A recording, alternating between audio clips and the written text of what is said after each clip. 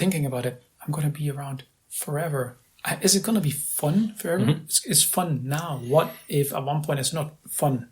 And whatever, natural disaster, alien invasion, whatever. Mm-hmm. I'm still going to be around for all of this.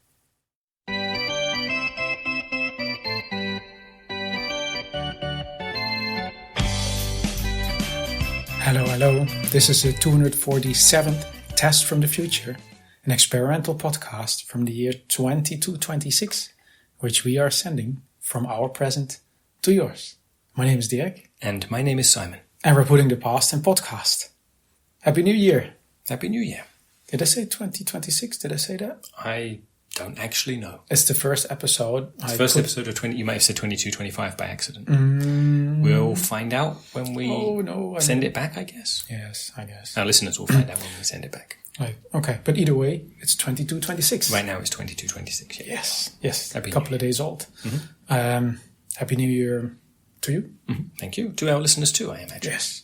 And to all the people on the planets in our solar system that have completely different years, but still use the Earth system. Yeah. It makes things convenient for interoperability. Yes. And then I just realized for our listeners, okay, happy 2026, not happy 2226. Yes. But still, happy New Year. And you can still celebrate that, even though it's in the past or your present. I was thinking on the other planets, right? They use our system. Do they light fireworks? And at what point do they do that? At midnight. On Earth, you have it happening because there's 24 hours involved, or near enough. You have, different time zones is what I mean. So you'll have different fireworks going off all over the planet, like over the course of the day. So sure, it seems like the kind of thing we could know. Like, for example, on Mars, do they just do it one time on Mars, or do they synchronize it with also their nighttime or daytime? Or I know it's. Fireworks you want to see in the dark. So I know when people celebrate their birthday, it's where they were from on where they were Earth. born. Yeah, exactly. But if they're born on Mars, it's the closest. And if the fireworks, and I don't know. Maybe they were like twin cities. Oh, and then they'll, whichever their twin city is on Earth, time it up with that. Let's just say that there are. Let's say that there are. Yes. Yes, then also Happy New Year in our twin cities there on Mars, Venus, Jupiter. Correct. New Frankfurt, New Frankfurt 2, New Frankfurt 3, and so on. Exactly, Frankfurt. More Frankenfurter. Yes. Okay, cool. I learned something through our own speculation. I like that. Inventing our own reality. Yes, but we have a topic this week that kind of ties in with years. Yeah. It's about living forever. Yeah. When you don't live forever, years, you use them to measure your life. When you live forever, I guess you also still use them to measure your life, but it goes on for much longer. Oh, that's immediately a good question. Like, if you live forever, we're jumping straight into it. Right. If you live forever, and at one point your birthday will be 200,000 something. Will you actually keep track, or will you at You one can, point say, in that case, you'd be like 200K, like when you reach 200,000. And you just celebrate the round numbers. Yeah. Right? Like, not every year. Probably. Okay. We're not that far yet. So I guess, shall we go back a little bit to the start? Yeah. Maybe a quick recap. The average human lifespan is up to 151 years. Yep. And you are... I'm 113, so I was born in 2112. Yes, so I'm 73 years old. We once realized exactly 40 years. Almost exactly 40 Pretty years. much. Yeah. 40 years like I'm 40 years older than you. Yes. But that's humans. Yeah. Most robots actually live forever. Yeah. They're designed to. Yep. The majority are designed to live forever, and they've not been around forever, so, they've been around a couple of hundred years. True. But they should live forever. Yeah, except if they have planned obsolescence. Of course, not the ones with planned obsolescence, but the majority will live forever. Yeah, but it's a fair point. Yeah, it's like forever. Is it really forever? Like, because we haven't had forever yet, so we are not absolutely sure. Sure. But the reason we've got this as our topic today, because with robots, we'll find out, I guess, or they'll find out, over the coming centuries, millennia, and so on. Yeah. But what we're talking about today, actually, is that there's this new disease that's affecting humans, not robots. And that's, we'll talk about in a sec how we know, but that's what's causing some humans to live forever. Yes, exactly. And that's for humans, that's a new thing. A very new thing, yeah. And most of the diseases we can relatively quickly cure. Mm-hmm. We get an upgrade to our cyborg chip, and then we're set for all the new diseases.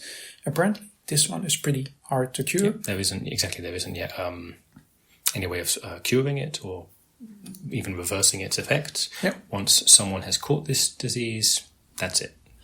And it also doesn't help that not everybody is convinced it's a bad thing. Sure. So, sure, exactly. Especially if you contract it when you're, say, 30 years old, and you're like, you think, oh yeah, I don't mind being. So I should say a sec. How do we know people live forever? So I think it's relative. It's new in terms of humans being around. Yeah. Mm-hmm. But it was first discovered 20 years ago, and the people who first caught it 20 years ago, their bodies haven't aged. Yeah. They're still, not just by appearances, but by checking their DNA. Their DNA hasn't degraded. So normally with humans, with animals, cells divide. For a human, all the cells in your body are replaced about every 7 years. Mm-hmm. But each time they divide, there's a bit of data loss. There's some corruption in the DNA. So after 150 odd years, your body's really, it's no longer like how it was 130 years before. Mm-hmm. For most folk. For people with this disease, no, after 20 years, you can take a DNA sample from them 20 years ago and today, and there's no more corruption in the newer sample. It's pretty exceptional. Mm-hmm. Yeah. And so the folk who are happy about this are the people who, they pretty like the age they're at. It's not so great if you were 10 years old when you caught it, because then you stay as a 10-year-old. Or 151. Which is right on the... That's maybe not so bad. Yeah, okay, actually, well, it's not as... So assuming you don't want to die, that's pretty good. Okay, but assuming you would have liked to have a younger body, well, tough luck. You caught it when you were 151. Yeah, it's true, actually. But it's... But to your point, sorry, I went on a bit of a tangent. It is a disease. People are looking for a cure, but some people are like, actually, don't find a cure, at least not for me. Yeah, don't rush. Mm-hmm. But that's also, I understood that they found out because, it's like sometimes you meet people and you go like, wow, you look good for your age, yeah? Yeah, exactly. You look good for your age, or how come you still look like this? And, we're 10 years older. And then at one point it's like, some people actually didn't age, and that's how we found out about this disease. Mm-hmm. Yeah. And you can test, and then you can find out, and it's super rare, but it happens. Yeah. I mean, right, there is a little bit of speculation. We've known about it for 20 years now, but there is some speculation that throughout history, maybe various people, like historical figures that were known for somehow looking very youthful, or even living for centuries or whatever, perhaps they had this. Okay, we can't know that now. There's some speculation there. Ah, okay, this explains a few things. Mm-hmm. Yeah, but it's. I think the point is, if you live forever, how does this affect your life? Yeah, it's a good question. If you think about this, right? So we don't know. Mm-hmm. Not actually forever. Like with robots, we actually haven't had centuries or millennia to work this stuff out.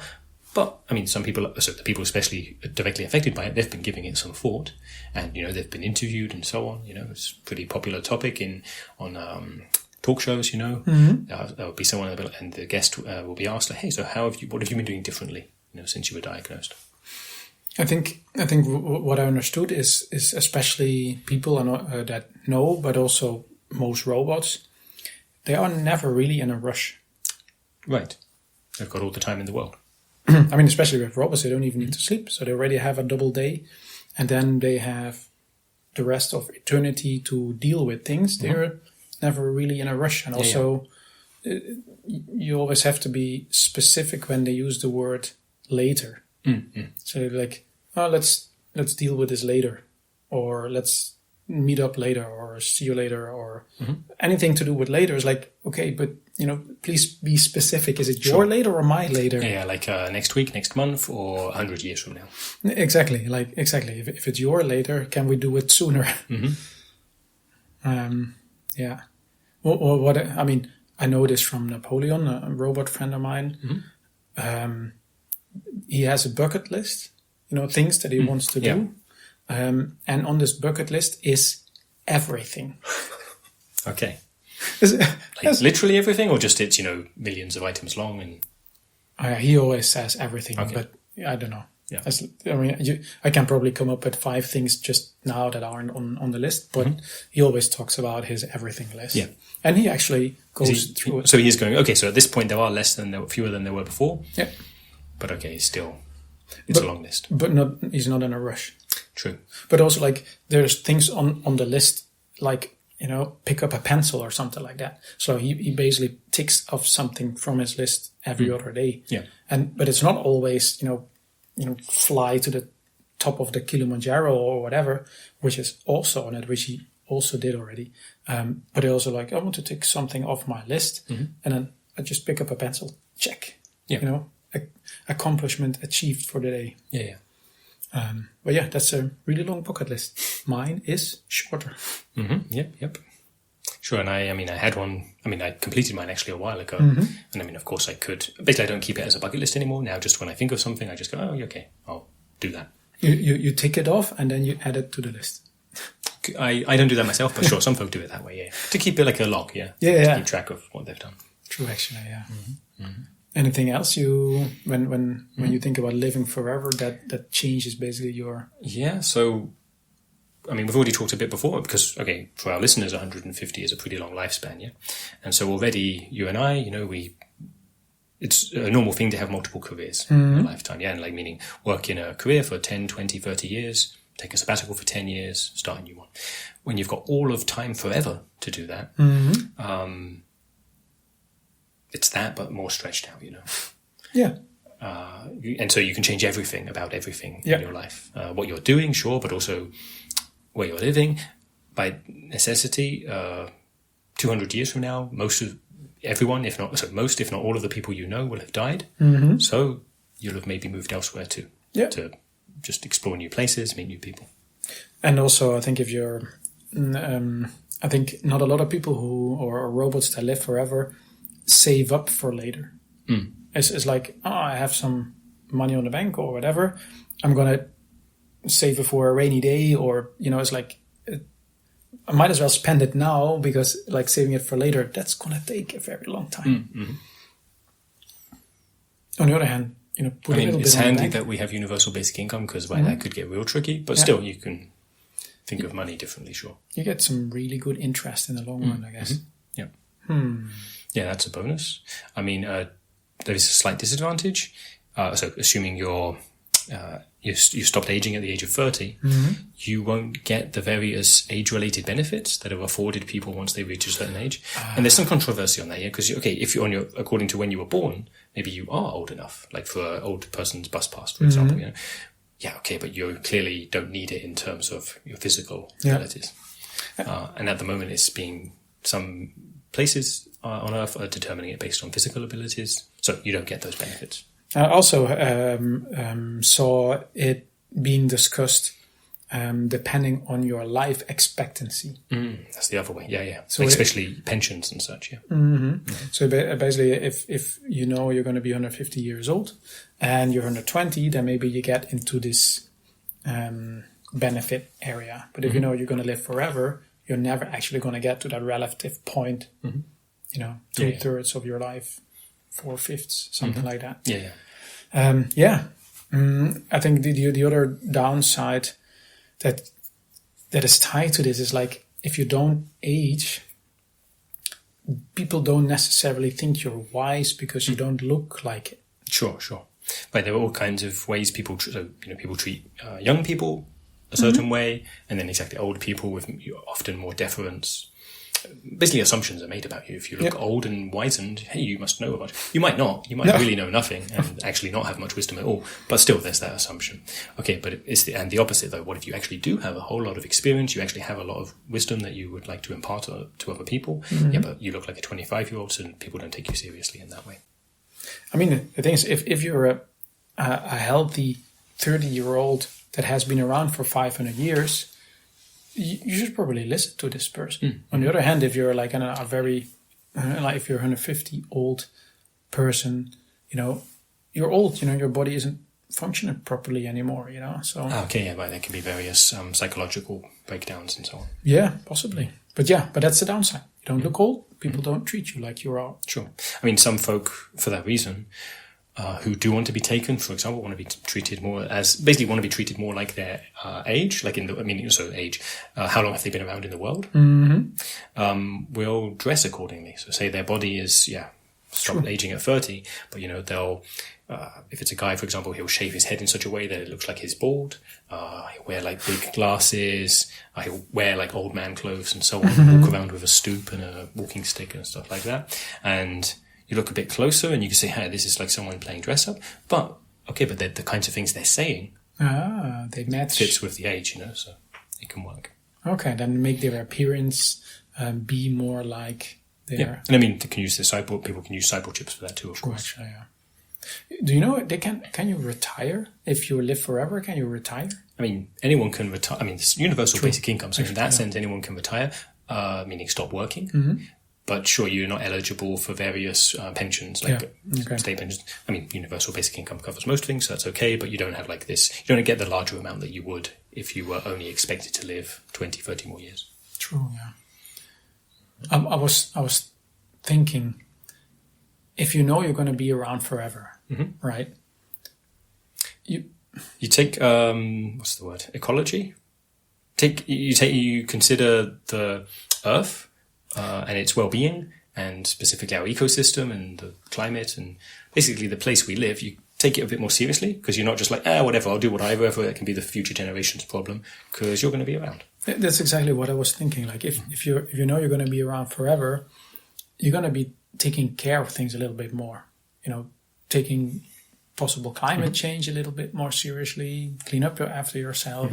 Or planning to move elsewhere, like meaning move away from Earth. But even then, you're considering like, oh wow, even if I'm doing my part, okay, but what if I'm worried about 1,000 years from now, maybe the Earth isn't, or 1,000,000 years or 1,000,000,000 years, whatever. You're thinking in those kinds of timescales. So you're thinking, okay, what shall I do if I can't live on Earth anymore? And that's a big pressure, because if you're thinking about what I'm going to do next year or in 2 years or whatever, but thinking about it, I'm going to be around forever. Is it going to be fun forever? It's fun now. What if at one point it's not fun? Whatever, natural disaster, alien invasion, whatever. I'm still going to be around for all of this? I don't know. But I mean, on the other hand, robots tend to then specifically think about the long term a bit more and also anticipate. Most of the star catchers are robots. Yeah. Because they are worrying. Right, they're planning for when the sun fades out, what next? So that's why they're the ones working on bringing at least one backup sun to the solar system. Exactly, and I think that's just because they know they're going to be around. Like for us humans, it's like, oh come on, there's going to be millions of years. Yeah, exactly. For robots, that's a real thing. I'm just wondering if these rare humans that live forever, like because of this disease. And you're wondering if any of them are still around, because maybe they lived for like 500 years and then got killed in a car accident or something 200 years ago, So, but maybe there are some who have made it to today. I guess so. I was even thinking, just imagining Earth 1 million years from now. That's a pretty long time. Let's say the robots live forever. They're also going to be there. Walking around, whatever robots are doing. And then maybe a handful of humans, the ones that had this disease. For some reason, humanity at one point kind of like went elsewhere, petered out, or whatever. Either dramatic or not dramatic. But these humans that live forever are still there. I'm just imagining like a whole Earth full of robots and a handful of humans. Sure. I mean, that would be the. Again, this is very much speculation. But like, if no cure is found, presumably there would be many more. So, but this disease is really hard to catch. It will depend on, we were saying how some people actually want to catch it intentionally. Okay, if enough people do that, you'd still have several billion people.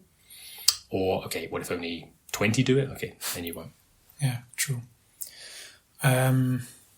You know, I was thinking, we keep on saying, like, in a million years from now, robots are still going to be How there. much memory would you need? Like, you have all your memory. So, assuming you didn't somehow lose memories, you would have your memory of all those millions of years. Lots of stuff to remember. And that's a good question. Like, okay, humans can live longer, potentially, with this. But at some point, do you run out of storage space? Like, the human mind, you know? Basically, it's a question which we don't yet know the answer. How many memories can a human mind store? Like 200 years worth, 1,000 years worth? At some point, does it cap out and do you basically just start losing the old memories? Or are you no longer able to form new ones? I understood that humans usually have a full storage around the age of 21 or something like that. And then start losing older memories? And start replacing. If you meet a new person, this gets stored in your brain, and for that you lose, I don't know, the name of your kindergarten teacher or this one day, whatever. You will lose some bit of information. Right. So then, but I mean, with cyborg chips, with other augmentations, you know, like people can enhance their memory. Mm-hmm. And I mean, robots, of course, from the beginning, can, you know, add more storage, to remember whatever they need to, also have maybe better access to it. I think humans, I mean, that's already going to be a challenge relatively early on, but even robots will at one point reach their capacity. Potentially. There's always, do you know the term disk rot? No. That's the thing where you've got data stored on various storage medium, but if you don't check it often enough, so maybe you come to it like 50 years later, you want to check, what was that thing I did 50 years ago? But maybe it's degraded. Oh. So disk rot is not actually physically rotted, but basically the data is corrupted in some way. Uh-huh. And unless you've made certain to back that up, maybe in multiple places, or used a really stable storage medium, maybe it's just gone forever. Oh, and this applies to robots as well? Yeah, robots. And I mean, presumably, possibly in the future, humans as well. Oh, can that be fixed? Backup. You need a good backup strategy. Like, store the memories in multiple places so that if you find one place has been corrupted, that you can get it back from the other place. I can imagine that being a thing then in the robot community, you know? It's like a birthday party conversation. Hey, have you taken care of your backup system or something like that? Well, and then, especially for robots, there's certain memories that they want to keep, that they take care of in such a way, but there are other memories where it's like, you know what, that's fine. Yeah. I don't actually need to remember that. You just put it in the cheap storage or in the replaceable storage or something like that. A place where you don't mind if it gets corrupted. It's basically what we do when we want to remember a number for a minute, right?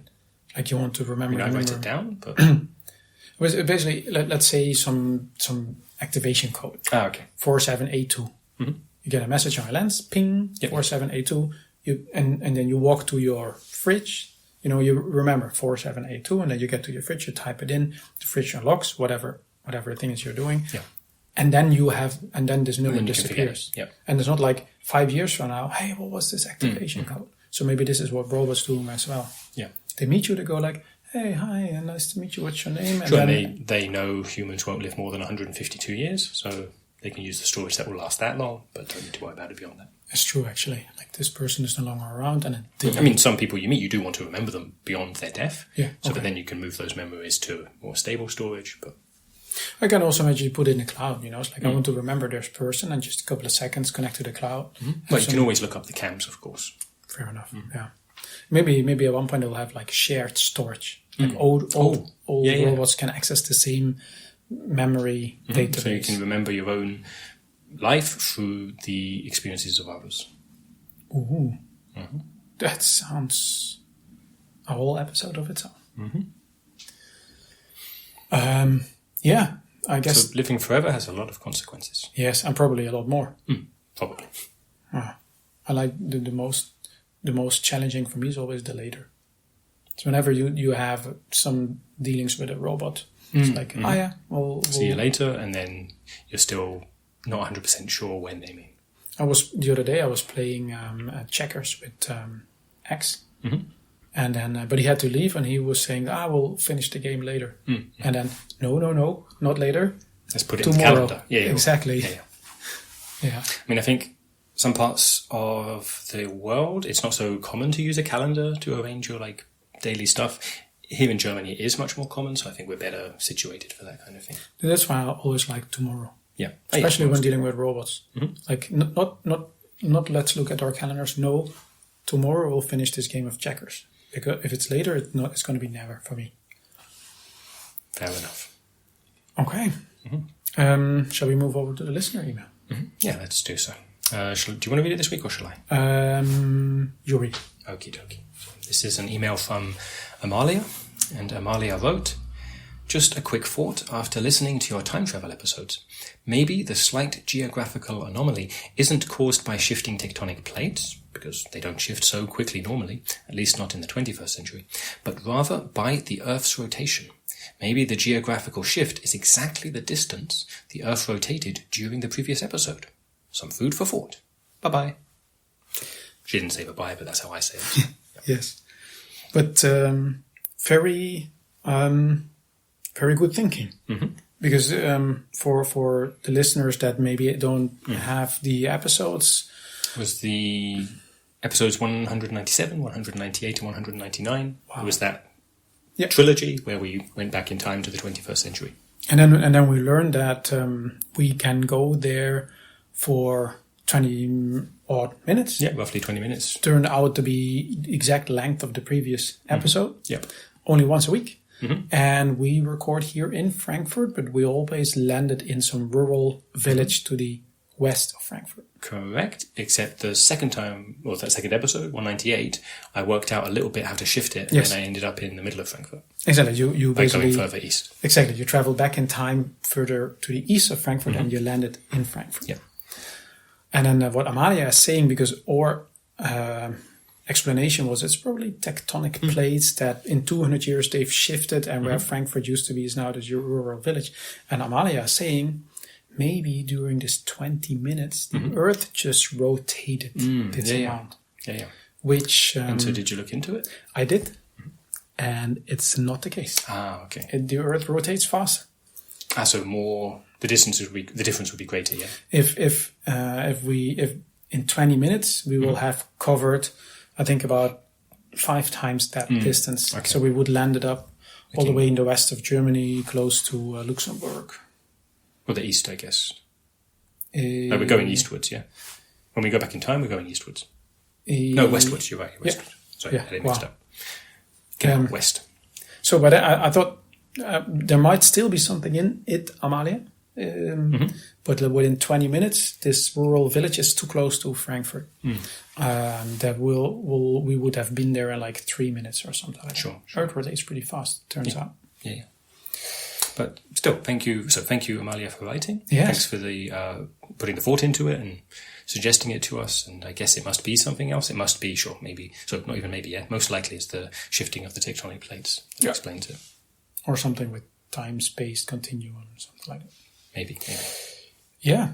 So how did Amalia contact us? So Amalia wrote to us at michaelluthania5@gmail.com. And she put the episode number in the subject line, which was a different number than I'm going to tell our listeners to do today. Because the number we'd like them to put in today is 247. Yes. So that we know that this episode successfully went back in time. Okay. And for now, thanks for listening. And see you in 200 years. Bye-bye.